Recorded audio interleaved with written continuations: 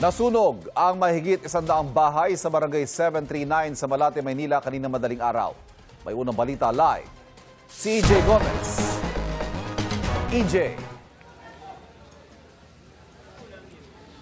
Ivan, kakulangan sa supply ng tubig ang isa sa mga naging hamon sa mga bumbero sa pag-apula ng apoy dito sa Barangay 739. At karamihan sa mga bahay na natupok ay gawa sa light materials. Sobrang laki po ng sunog ngayon dito. Buti yung hangin Dito tayo ngayon. Nagangalit na apoy ang gumising sa mga taga-barangay 739 Malate, Maynila pasado alauna ng madaling araw kanina. Bumagsak na oh. Yan na. Ina. Bumagsak doon. Sa gitna ng pagliyab, bumagsak ang isang bahay. Umabot sa ika-4 na alarma ang sunog na tumupok sa mahigit 100 bahay ayon sa barangay. Dahil sa light materials yung akin mga kabarangay, mabilis siyang tinupok ng apoy. Nasa 100 mahigit yung mga bahay o nasunog. Sa akin likuran, 4 na palapag yan, maraming kwarto yan. Nasa mahigit 70 ang truck ng mga bombero na rumisponde. Kinailangang umakyat ng mga bombero sa mga bubong para apulahin ang apoy.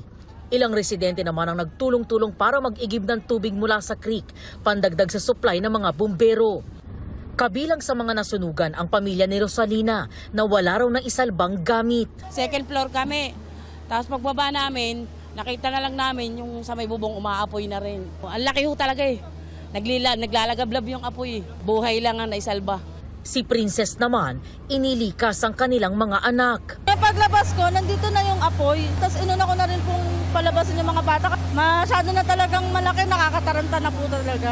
Bumiyahe naman mula pa sa Makati City si Rene para respondihan ang kanyang naiwang pamilya. Tanging mga alagang aso lang daw nila ang kanilang naisalba. Nasa trabaho po ako, naka-duty. Tapos sinawagan lang na ako ng asawa ko na sabi malapit na sa amin yung sunog. Kaya tumakbo kaagad ako dito. Sobrang stress kasi kakabahan ka talaga dahil wala.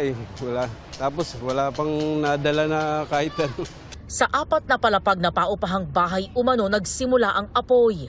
Sinunog daw yung bahay ko ng tenant ko. Hindi ko nga alam kung anong dahilan. Nag-aaway daw tapos maya-maya pagtapos ng galabugan, biglang nagliyab na yung bahay ko. Hindi ko na alam kung asan Inaalam pa ng Bureau of Fire Protection ang sanhi ng apoy.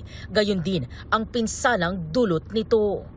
Medyo nahihirapan lang kami sa supply kasi malayo yung ibang fire hydrants. Din yung ibang hydrant na aming na-identify, medyo mahina nga lang po yung pasok ng tubig. Kaya mas marami yung nababawa sa truck kaysa pumapasok sa truck.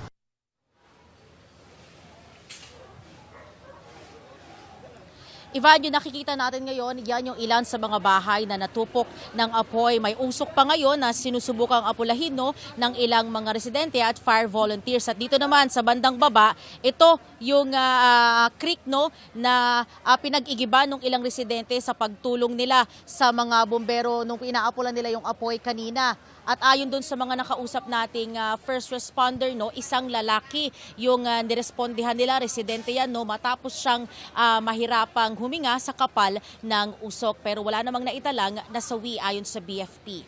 At yan, ang unang balita mula po rito sa Maynila.